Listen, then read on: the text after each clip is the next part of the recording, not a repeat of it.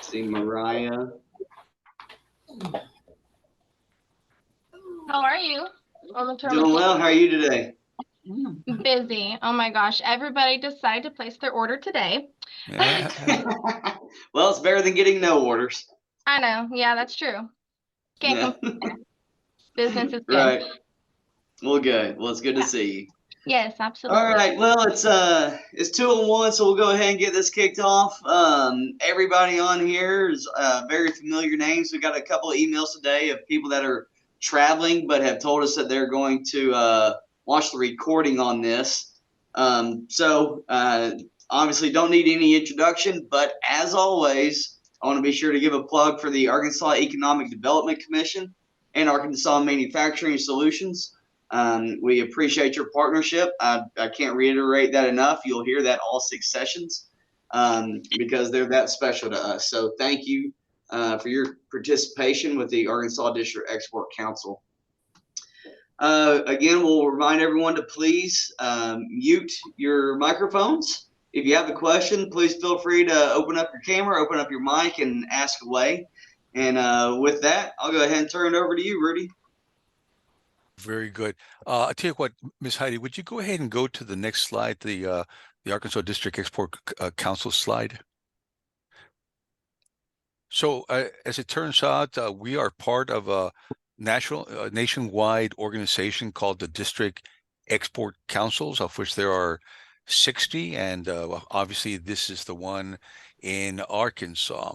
Its purpose is to encourage companies to and support them in their exporting of goods for the purpose of trying to strengthen individual companies and stimulate U.S. economic growth, and more importantly, create jobs. At the end of the day, all economic development efforts by federal, state, and local and organizations is really focused on the creation of jobs.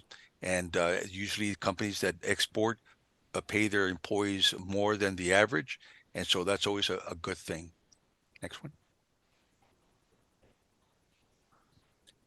I'm Rudy Ortiz. I happen to be a business consultant with a company called Strategic Business Services, and I'm located in Little Rock, Arkansas. And I've been doing business consulting now for 26 years and have a pretty significant international background, and teach international sorts of classes for a long time now. And as a consequence of that, I'm the current chair of the Arkansas District Export Council Education Committee. Next one.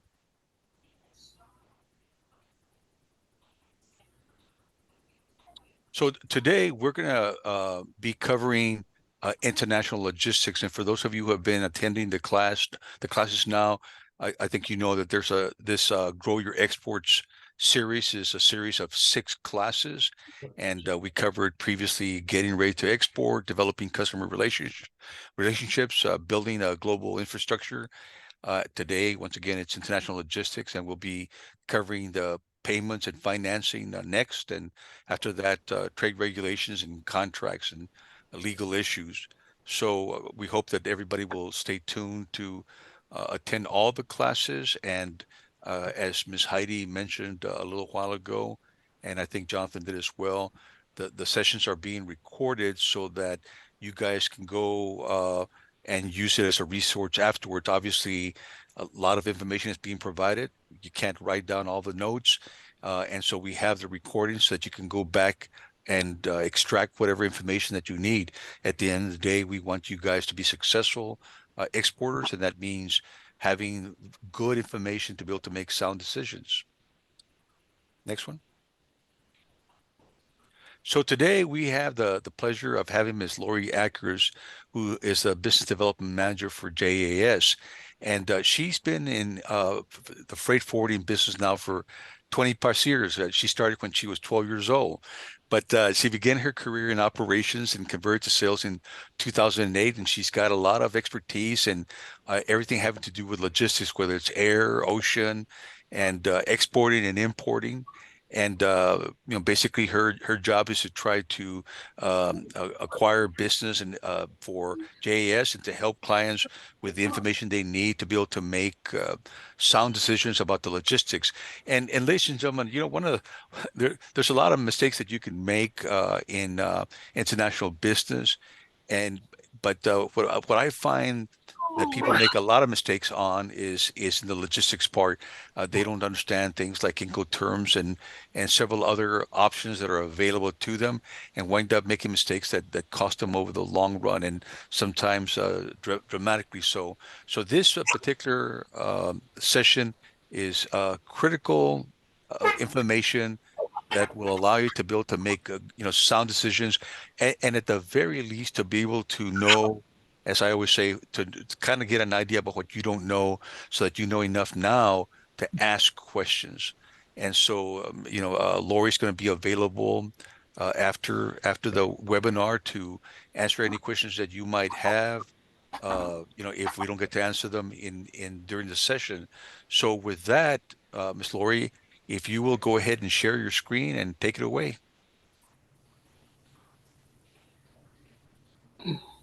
Yeah, yeah. And Lori, right now, she's actually at a conference in Atlanta. So if you will unmute Miss Lori and go ahead and share your presentation.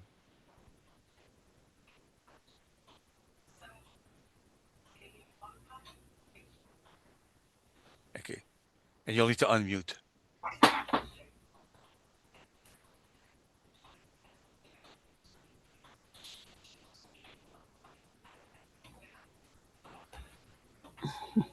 Okay, you're still muted, Miss Lori. Yeah, you're muted right now.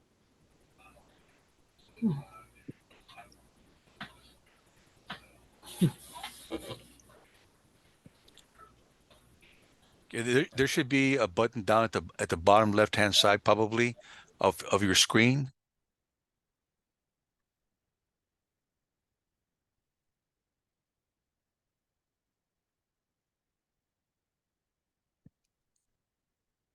Okay, do you see a button down at the left-hand side?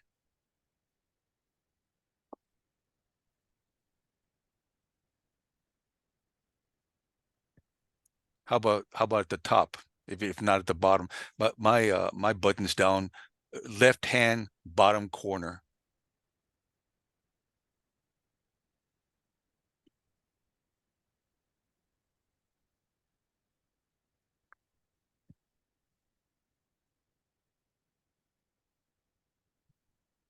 Okay, Miss Heidi, are you able to unmute her by any chance?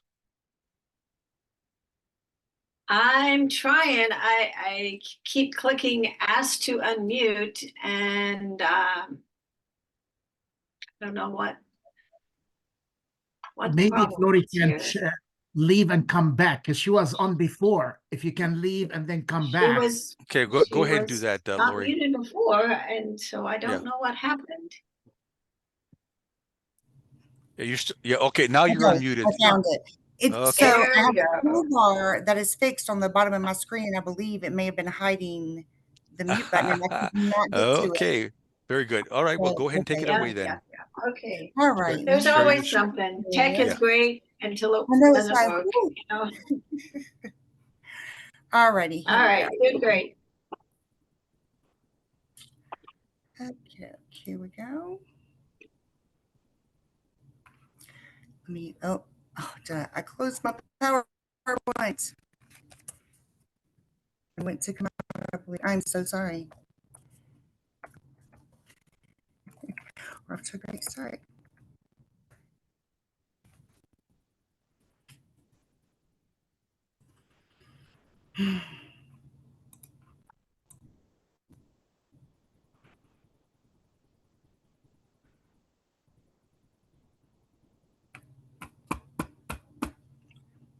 I think I closed that when I went to go out of Zoom. Okay, here we go, y'all. So as Rudy said, I've been in the I've been in the industry for over 20 years. I did start out on a desk level. It was very interesting because I started in operations for domestic forwarders, really. It was like Seco pilots, primarily domestically driven forwarders, and they had small international departments. And so I was hired as a floater, and never forget the day I walked in the door and answered the phone, and someone was asking for a POD. I didn't even know what that was. So it was just from there, just learning, taking it upon myself to go back into the international department and start learning the process and how they did things. And then they had someone put in their notice. So I sat in that desk and they're like, you can do it until we find someone. And here I am today. So, but I have to say, there is no way I could ever be in sales without that operational experience. And the great thing about working for those domestic companies with small international departments was that I handled air, ocean, import, export. And it was really kind of baptism by fire in a way. And the only desk I have never sat in is actually the customs brokerage desk. We do have licensed brokers in house, but that's one desk I've never actually sat at. So, and I'm originally from South Carolina, and we moved to Arkansas 10 years ago. My husband is an Arkansan, and we moved back. He's an only child, so we moved back to help, be close by as his parents age. So I am local in Arkansas. Miss Lori, I want to remind you to go ahead and put it in the single slide right now, Oh, that did you not do that little that? movie screen. I thought I hit it, Rudy. Okay. How do I get back to that option? Okay, I tell you what, just go ahead and go as you are then. Let me see if this will. Yeah, I'm sorry, it's not. That option is not popping up now.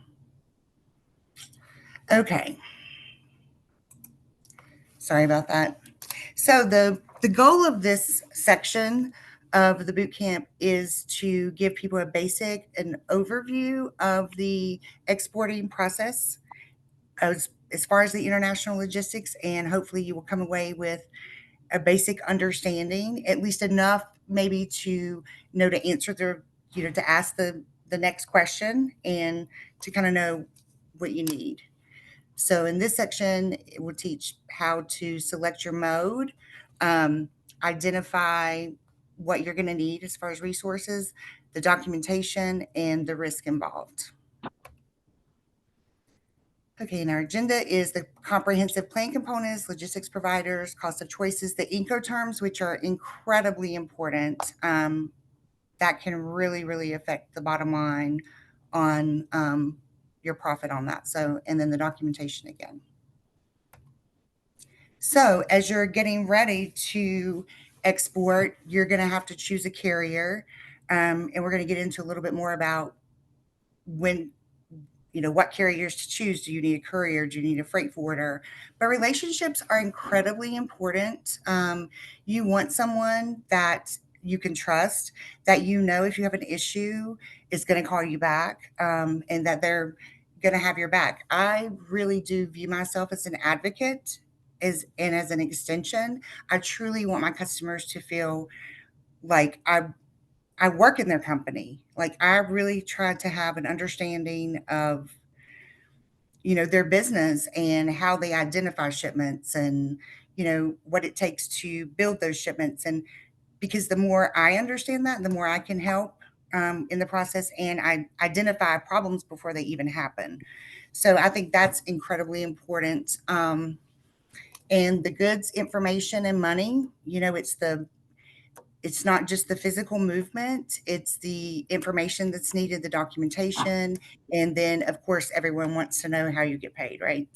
So then it goes into letter of credits, which I think next week, probably going to go a little bit more in depth on that. And then the trade regulations and legal component, and compliance is incredibly important. If you're not compliant, there's a lot of there's a lot of fines, penalties that you could end up paying.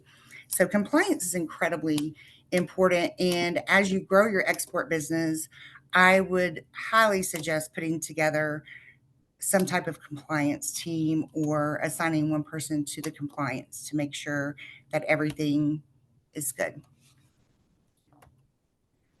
Okay, so the movement of information, money, and goods. So the movement of information is, there's a lot of information that's required to do the documentation for the shipments.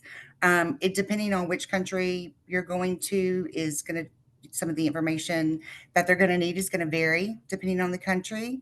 Of course, the movement of money again, and it ties directly back to the INCOTERMS, because where you're paying it up to, are you paying the duties, taxes, or they?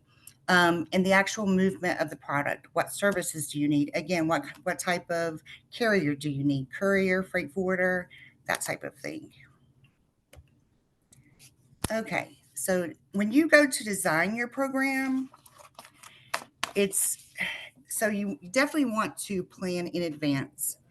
And so in the sourcing, you know, are you sourcing, is it something you're manufacturing? What is the lead time on that you need? You know, in the packaging, all of that is going to go in there. The make on this, what is your lead time? What day is it available?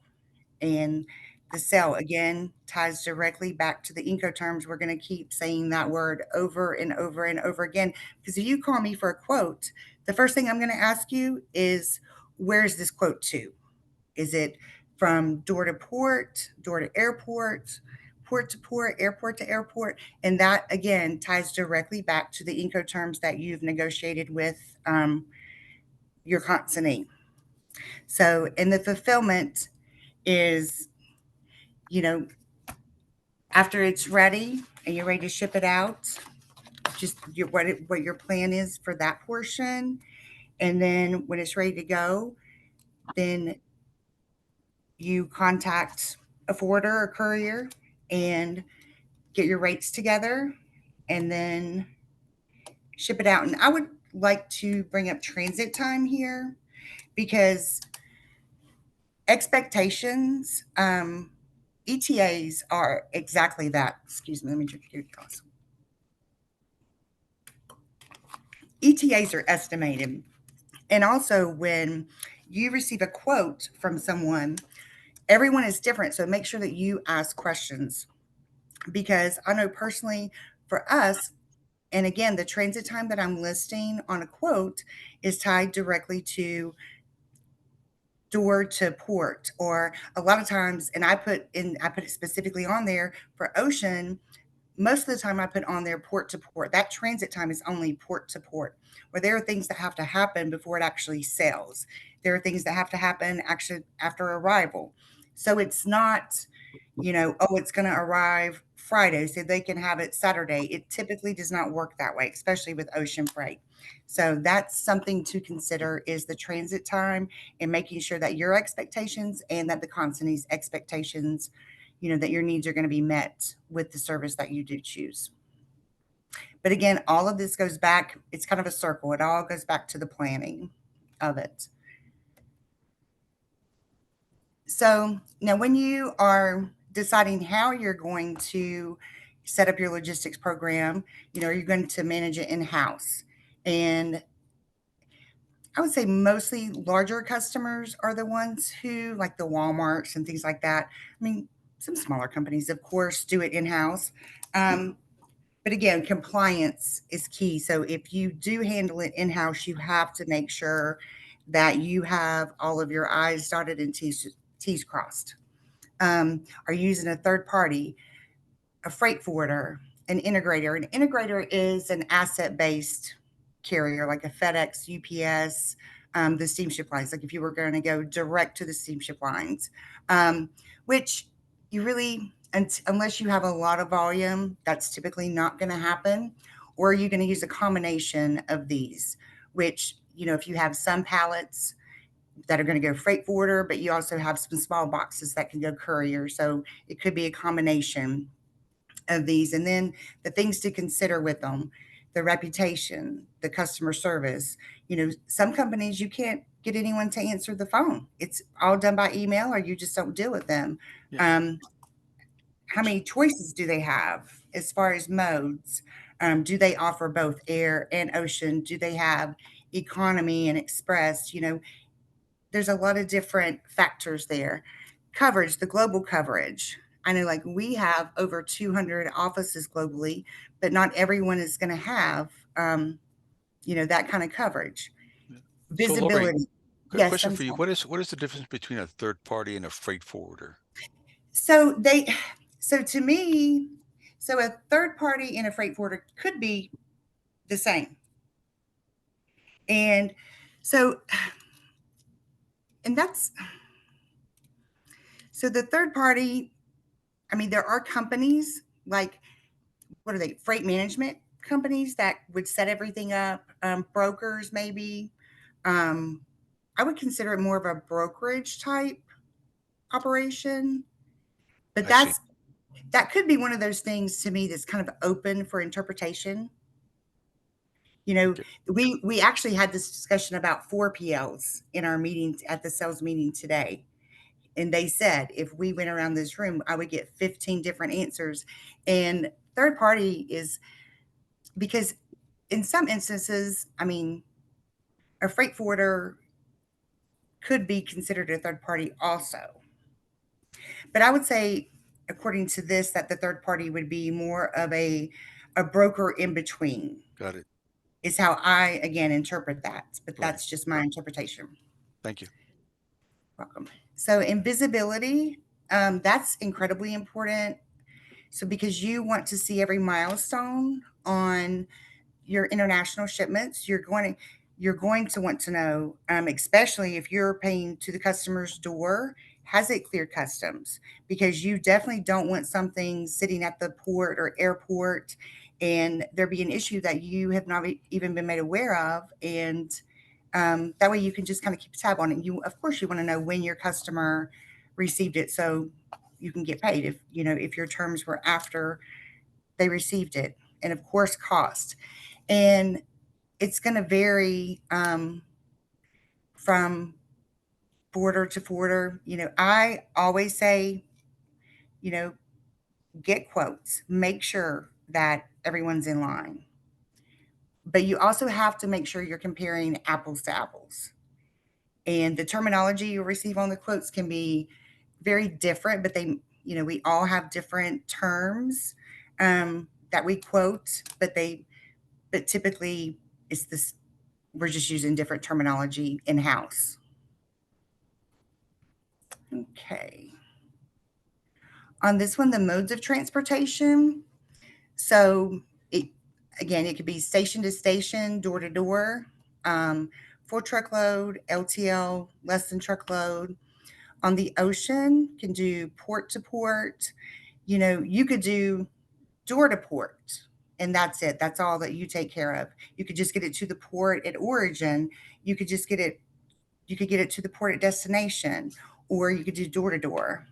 Full container, and here I put LCL, and which is partial. That's a less than container load. So if you have just a few pallets, and actually this is one of the things this is the niche, and this is why I came back to JAS, because LCL is really kind of my specialty. It's my baby, because I hunt for light 20-foot containers, because we can actually put that as a base load in a consolidation and flip it to the console. And then you can add in other people's freight with that, other shipments.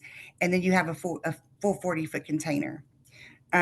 Because if you're moving a 20 also, and it has to rail anywhere, and considering where we're located, it's most likely going to have to rail. It has to marry up with another 20 in order to get put on the rail. And sometimes that it can actually sit for a while. Also, I do see delays because of that all the time. Because sometimes they're just too heavy. Some people have to move 20s just because of the weight, because there's no other option. And then there's air. And again, you could choose door to airport, door to door, just airport to airport. And here it has full position, full container, palletized, multi-pieces. That I mean, it's you pay for whether it's air or ocean, you actually pay for the space that you take up, or there is a dimensional weight. There's a chargeable kilo that is based on dimensions for air, and for ocean, it's cubic meters. So you actually pay for the space that you take up unless it's a very dense cargo, and then you may actually just pay on the weight of it. So try not to go down too many rabbit holes. There's a lot of information in exporting. So, and then again, like the multimodal, like I said, for the ocean shipments, a lot of times the container is going to load in Arkansas, but it's going to go to a railhead and then go out, to Savannah, LA, Charleston, one of the ports. So obtaining a rate quote. So I can't tell you how many times I've received a request and like, hey, can you get me a quote for 500 kilos coming here? Okay. And I have to go back and say, okay, well, first of all, where is it coming from? I can't tell you how many people will actually forget that portion. So let's see here. Yeah, and it says, so ask for several quotes outlining. You can always get an air and an ocean quote. And I would suggest that you do that starting out, just so that you can see the difference in the pricing. And that way, moving forward, kind of, especially when you're trying to make the deals and you're looking at transit times and when you can have the product to your customer and they need it sooner, you kind of know where your air costs may land. Now, air rates can change weekly, and depending on where it's going, so make sure that you're paying attention to the validity date on a quote also. Okay, so factoring in the cost of choices, this goes into the value of the product. Everything actually has a direct effect, like the packaging materials. Everything is actually going to have a hand in this landed cost. And ideally, everyone would like to get a price per piece. When you're loading 1,200 pieces in an ocean container, it's great to know what your landed cost actually is per piece in that container. Now, do not make but that is only for full container. To move LCL, it will most likely make that cost go up, because ideally, full container does save money, but until you're to that point, LCL. My throat keeps getting dry. Okay. So on the export documentation here, so the very first thing that if we went to initiate a shipment with you, we would send you a shipper's letter of instruction to fill out in order to be regulatory compliant. And that's going to have your information. It's going to have the consignee's information, and it's going to have the value of the shipment, what it is. And then it's going to ask you for the Schedule B number on there. For any shipments over $2,500 in value, we have to electronically file the electronic export information. It has to be filed in the AES system. And this allows us, to have everything at our fingertips to do it. And the shipper's letter of instruction actually gives us permission to initiate that shipment on your behalf. And of course, a commercial invoice, if you are going to Canada and in certain commodities, a NAFTA certificate. Some countries will require a certificate of origin. Some may not.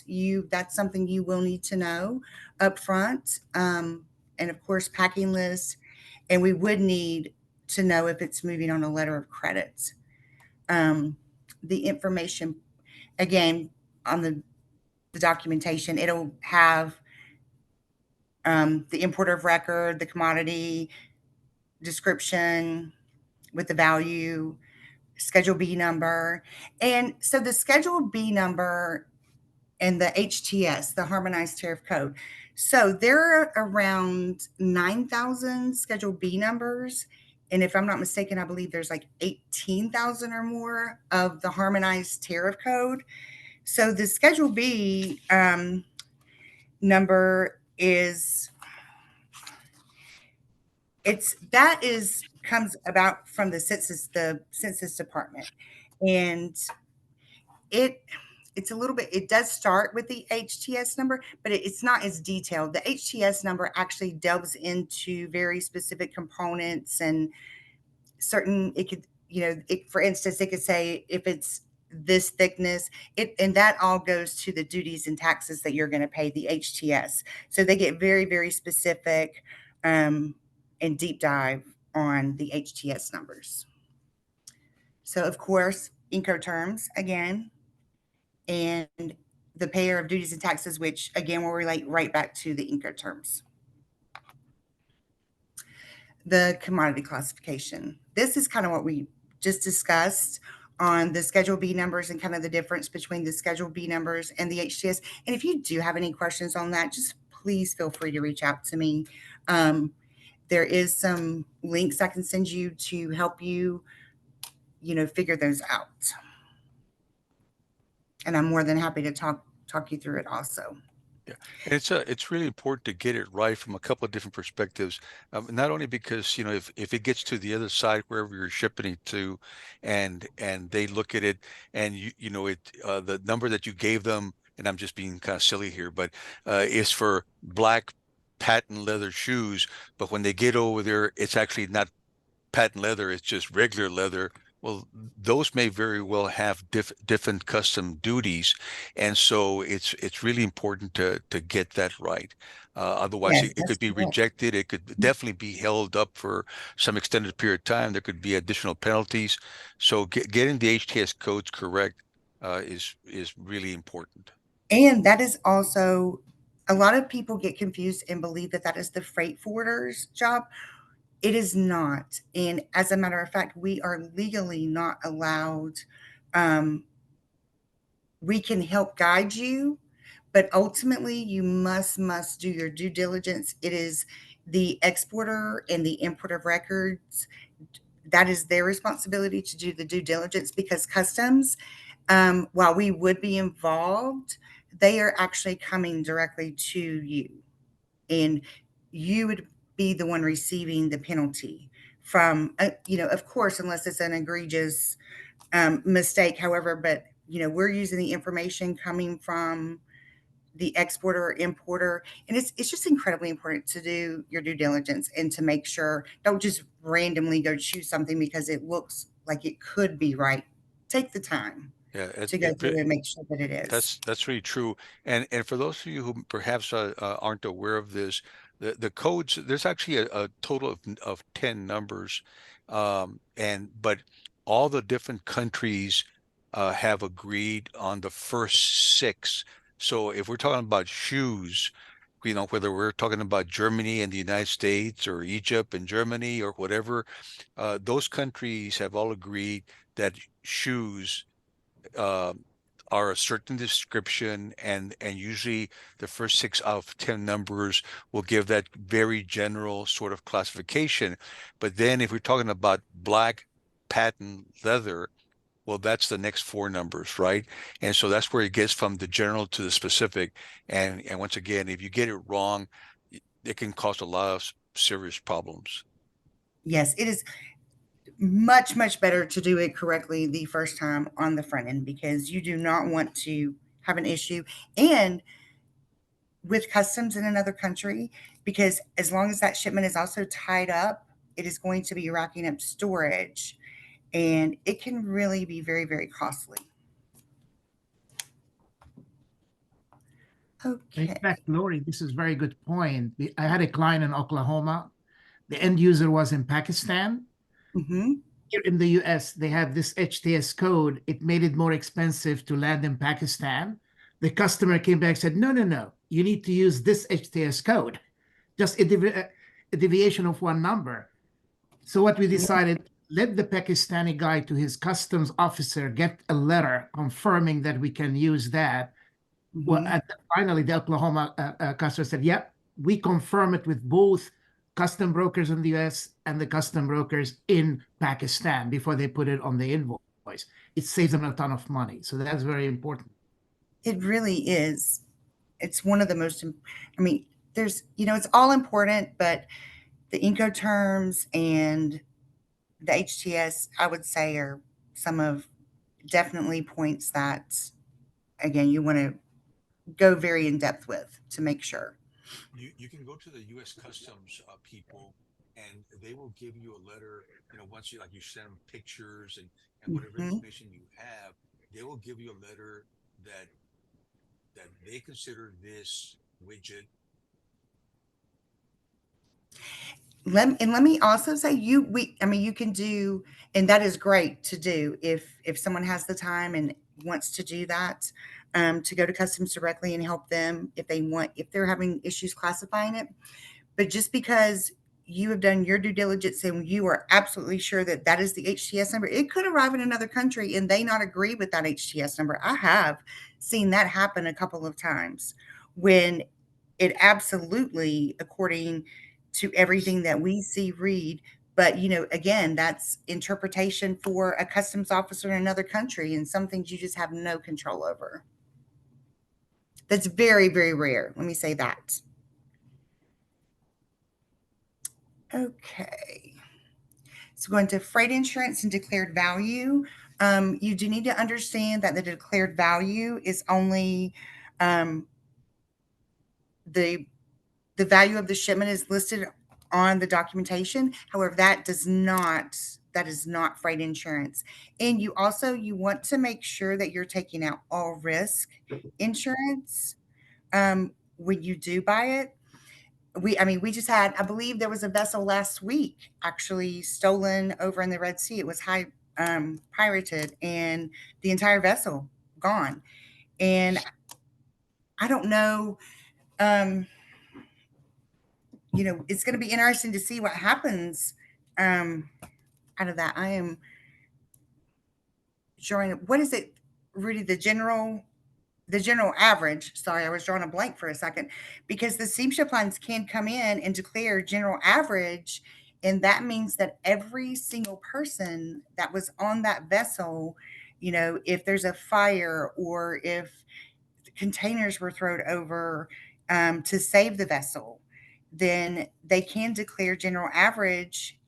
And every single person who had cargo on that vessel bears the responsibility of the cost for the outcome of that, whatever the damages are. It's really crazy. It's like a It is medieval. crazy. It's It's crazy. And another reason why having insurance is really important, because it's completely backwards from what you would think it is. You would think that if the shipping line lost it for whatever reason, because they pushed it overboard, because they're about to go down, because there was a fire, you would think it would be the shipping line that would be responsible for the loss. But in actuality, it's you that's responsible for it, and you'll have to actually pay for the fact that that container was thrown overboard, was damaged in fire. It's actually insane, but it goes back hundreds and hundreds of years of that kind of customs, in terms of shipping. So insurance is really, really important. Agreed. And I think right now, I think if you do not have insurance and something happens, say the container's just gone, I think right now you would get, I think it's $60 per unit. And depending on the math, one container most likely be one unit, and $60, I believe, is what you would get right now on that. And that's it. Okay, so now we go to terms of sale, the Incoterms. And I like to think of the Incoterms as how I try to explain it to everyone. It's kind of like ABCs. But with the Incoterms, there's the C terms, which is CFR, CIF. Hold on, I want to make sure I don't miss one of these. So CFR, CIF, D is DAP and DDP, in which DAP is delivered at place. So you can actually still deliver to the customer's door without paying their duties and taxes. And I brought this up to Rudy earlier, which I highly suggest if the customer wants it delivered to their door, I highly suggest to try to get them to take care of the duties and taxes, because there could also be VAT, a value added tax in some countries.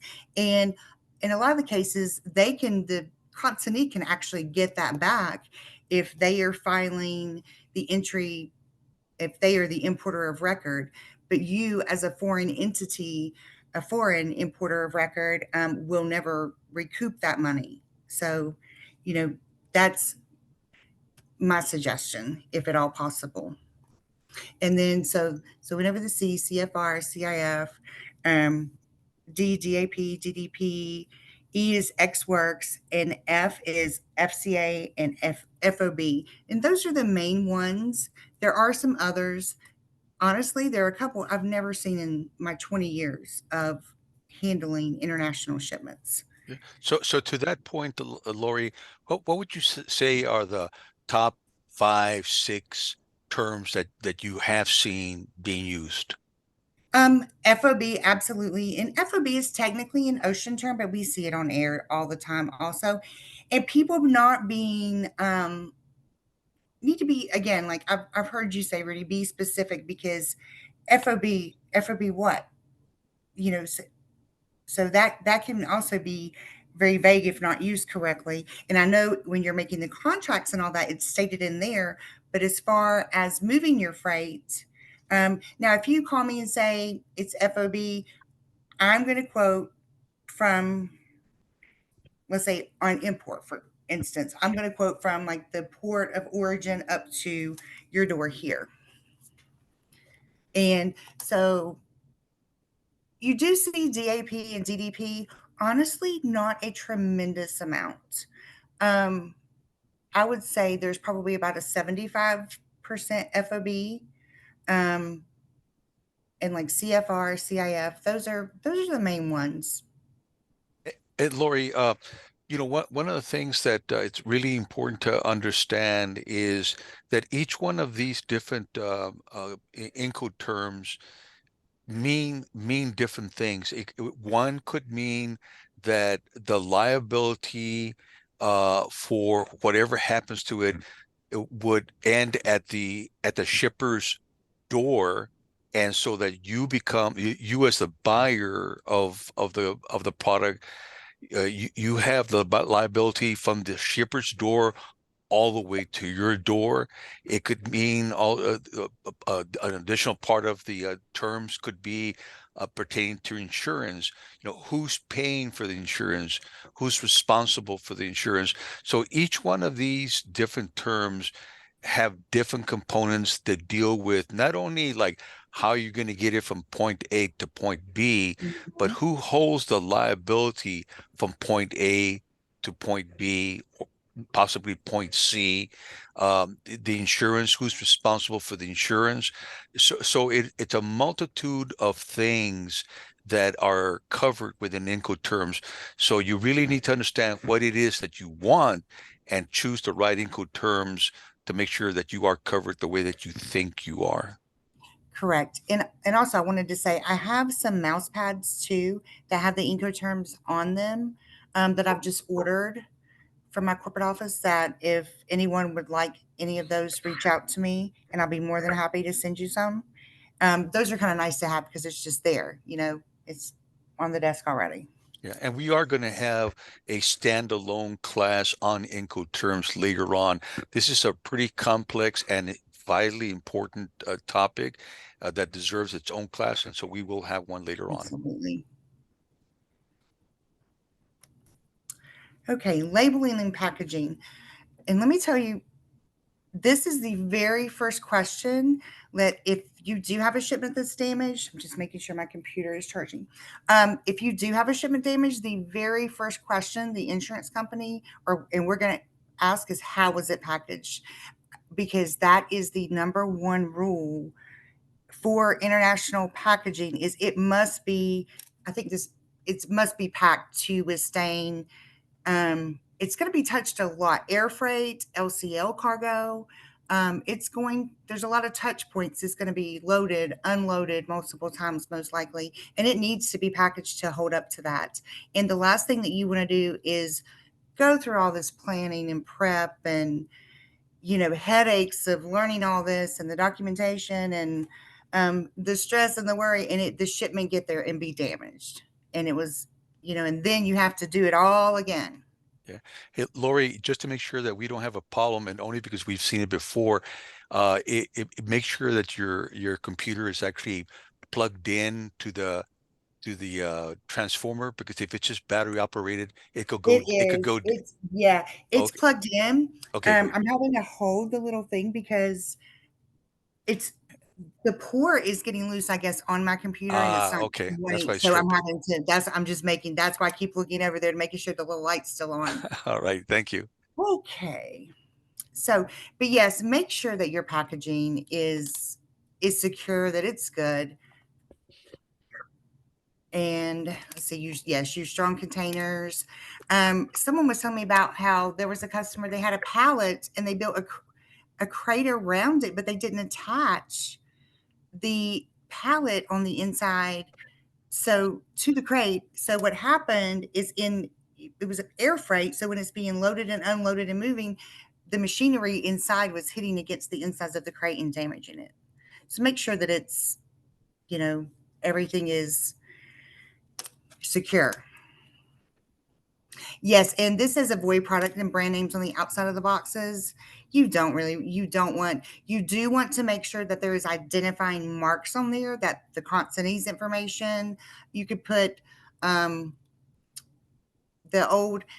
I tell people is the little clear, I don't know if it was FedEx or UPS, used to have the little clear envelopes that the stickers you put on there, put your packing list in there. You can just put something in there with the consignee's information. You want to make sure that's on there, but you may not want everyone to know exactly what's in there because of theft. And the heat treated pallets, must use the heat treated stamped. They'll have a little stamp on it, the heat treated pallets. Or it could get refused in the country that it's going to. Okay, so the next steps is to learn wherever you're exporting to, make sure that you have a firm understanding of what's the documentation, again, certificates of origin, all the documentations that's needed for that specific country, because they can all be different.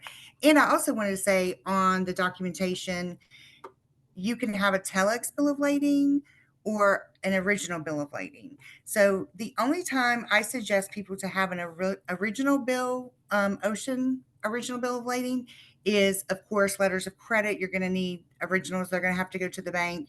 However, if you have terms with that customer, and they're going to pay you or whatever, do telex.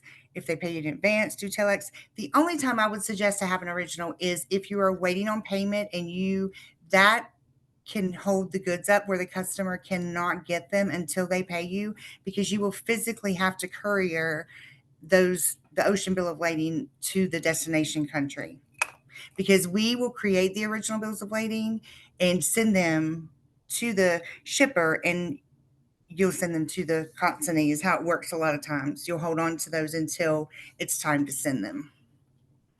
So if you're waiting on money, that is a good way, because we cannot, absolutely not, turn that shipment over to the consignee without that original bill of lading being in that file. Okay. So, and we've discussed the documents and the Schedule B and the HS codes. We talked about packaging. And again, this is where, from here you can get your quotes and look at the transits, the cost, and see what is going to be the best transportation mode. Is it courier, freight forwarder, and all that? So frequently asked questions.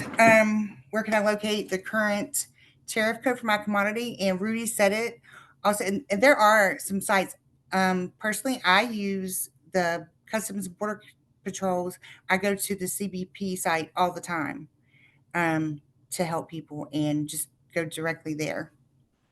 And why should you use the harmonized code?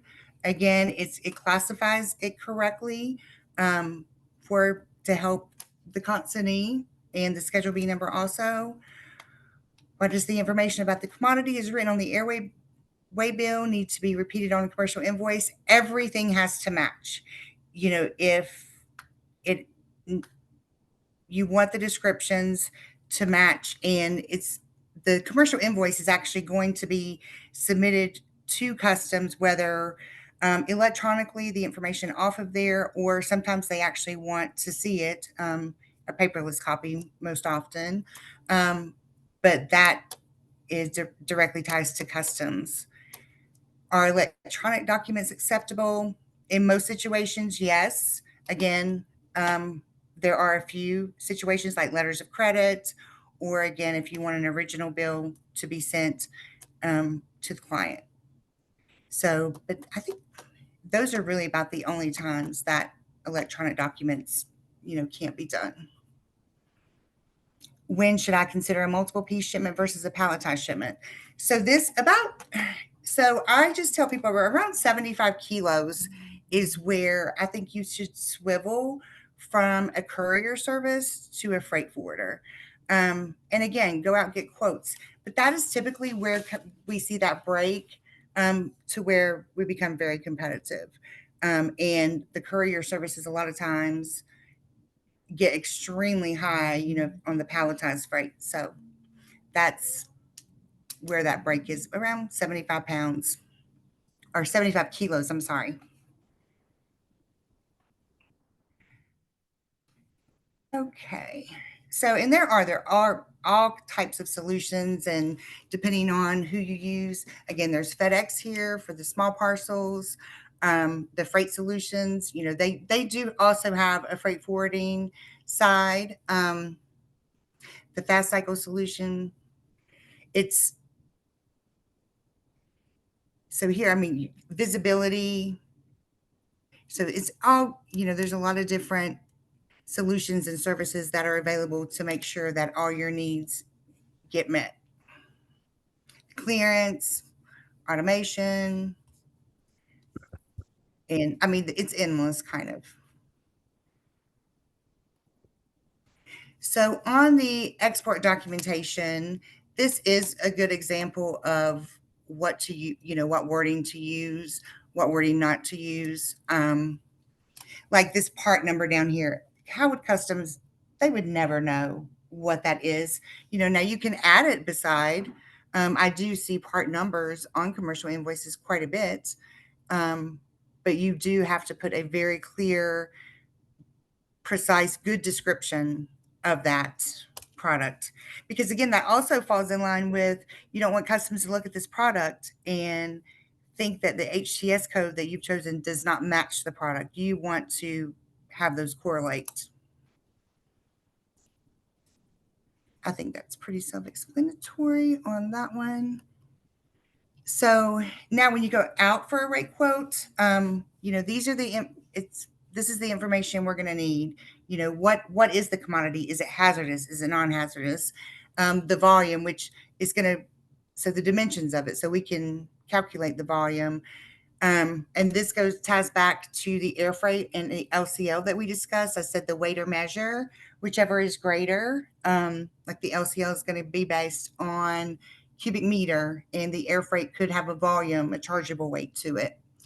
Again, as it has, non-has, terms of sale, that again ties directly back to the Incoterms. Where are you responsible to get, where's your final destination? When are you done with the shipment? Where is it originating? Destination? And when is it going to be available to ship? And when do you need it? That is so incredibly important. Don't just assume. If you have a drop dead deadline, please make sure that you're telling your carrier that, so that, because you don't want it to be on the water somewhere and all of a sudden realize it is not going to make that date. Yeah, I'd like to go back just for a second to the Yeah. description. A lot of times what Yeah. I see is somebody will use either part numbers or some sort of descriptor that they have in-house, and that only people like Good point. in the shipping department would know what it means. That is not a description. Okay.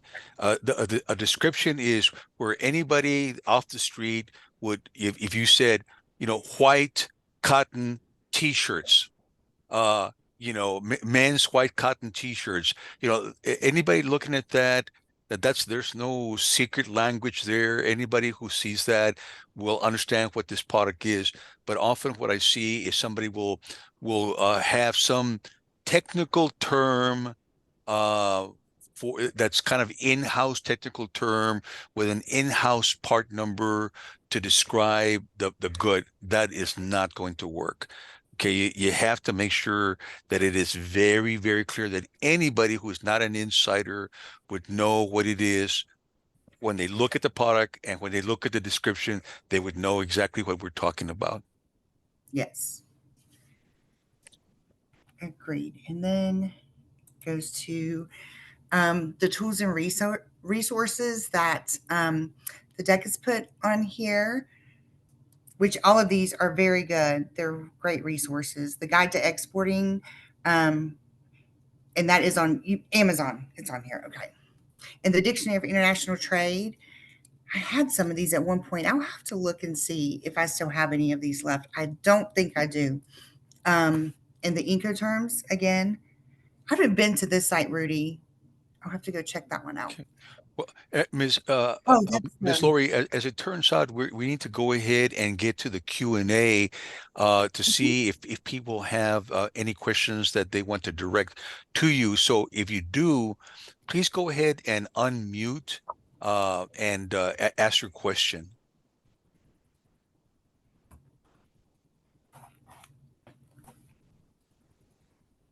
I didn't see any questions in the chat.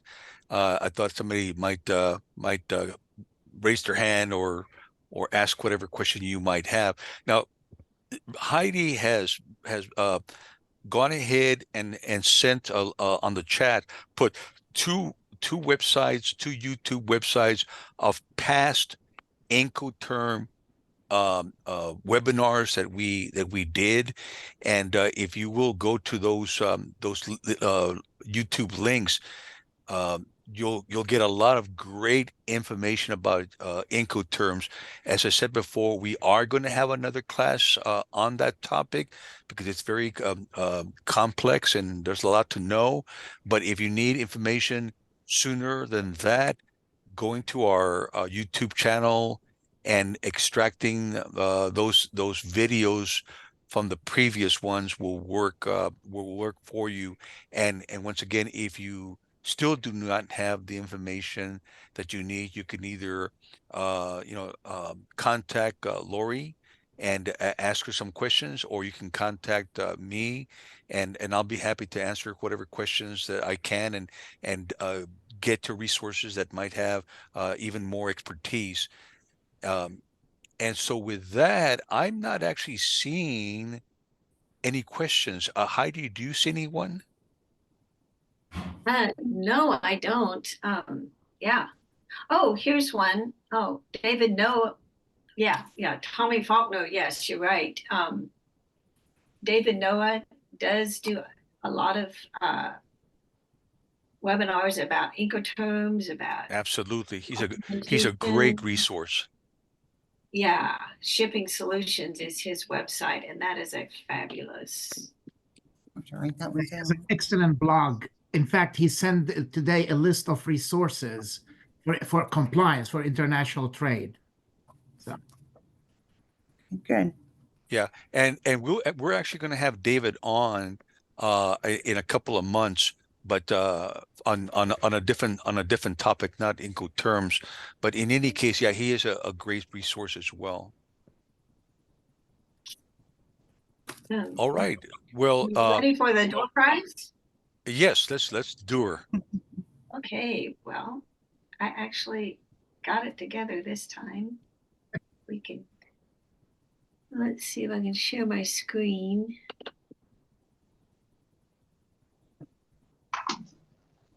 Is this an app you are using, Heidi? It's just a website called Wheel of Names. It's kind of Okay. fun. Okay, Wheel All of right, Names. so I think everyone's on here. Speak now, forever hold your peace. I took off Ryan and Tyler because they've already won. Oh, yeah. We can't have them double Everybody dipping. else has their name on there except the speakers. Y'all can just ask me for a copy. Anyway, here we go.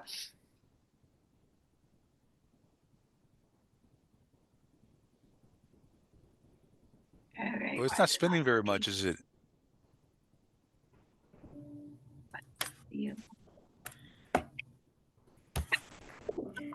Our Angie, yay. Okay, there you go.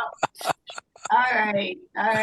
Goodness, that was weird. It didn't spin quickly like it usually does. Yeah, usually it goes pretty fast. Okay. Internet must be slow. Well, very good. Yeah, Well, Angie, I've been having some congratulations. Okay. All right. So here we are. So Jonathan, you have any last minute words? No, I don't. I appreciate everybody's time today. I know a 6-session class is not the easiest to set time aside each week, but I do hope that everyone on here is finding some value in the topics that are covered. Rudy, as always, thank you for spearheading it. Miss Heidi, thanks for all the work you do behind the scenes. And again, thank you to the Arkansas Economic Development Commission and Arkansas Manufacturing Solutions for their support. If nothing else, I will see you all this time next week. And I hope you all have Jonathan, a great. my apologies. Before we leave, Heidi, could you put the slide up that has our contact information? I don't think we sure. threw that up. All right. Well, actually, there's the thing about the webinar, March 13th. A lot of you have already signed up for it. And here's our contact information. And if you can take a minute or two to do the survey, we'd appreciate that. Yeah, that's the only way we know whether we're doing an okay job or what improvements can be made. And there are always improvements that can be made. So All right. Well, thank you all for your time, and we'll see you next week. Lori, thank you much. Okay. No problem. Thank y'all for having me. Sure.